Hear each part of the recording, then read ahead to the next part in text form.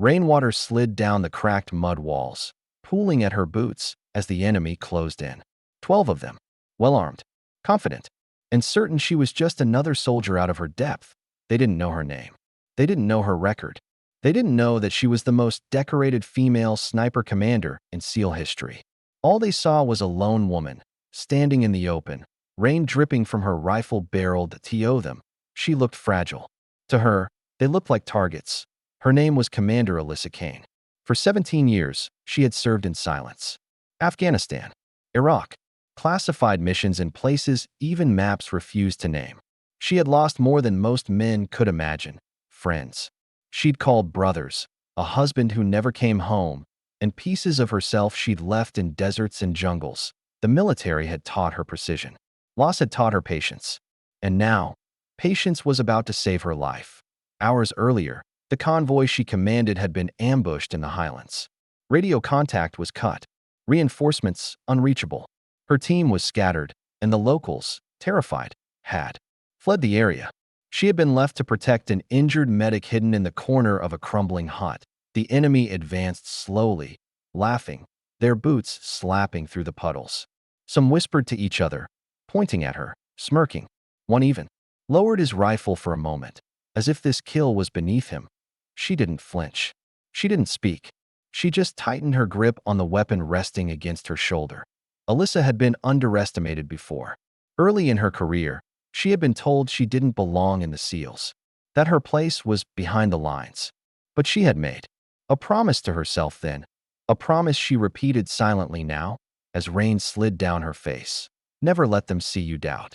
Never let them hear you break. They surrounded the hut, 12 rifles raised, 12 sets of eyes certain she wouldn't last a second. She breathed once, slow and deep, the way her first sniper instructor had taught her.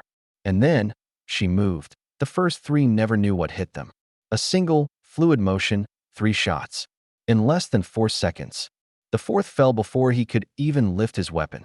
The 5th and 6th dove for cover, but she was faster, her shots cutting through the rain like lightning. By the time the 7th dropped, the others stopped laughing. The air was different now, thicker. The kind of silence that tastes like fear. One tried to flank her, thinking the storm would mask his steps. She didn't turn.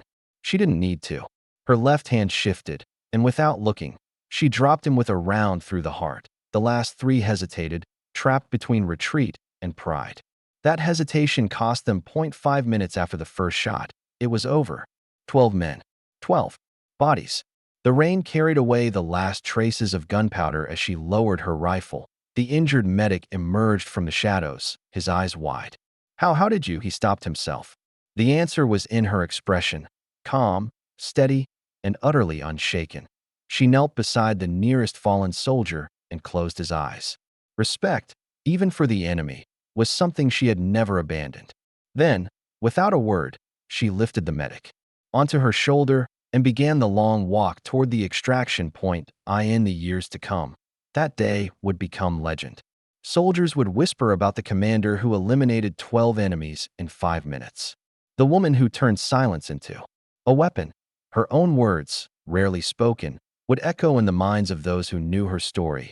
Strength is never about noise. It's about standing when the world thinks you'll fall. And another, for those who thought respect was optional. Underestimate the quiet ones, and you'll never hear the shot that ends it. If you felt the quiet power of Alyssa Kane's story, share it with someone who needs reminding that strength comes in many forms. Leave a comment with where you're watching from and tell us, what does silent courage mean to you? And if you believe more people should hear stories of heroes who fight battles we never see, you already know what to do. Subscribe, so the next time courage walks into the storm, you'll be there to witness it.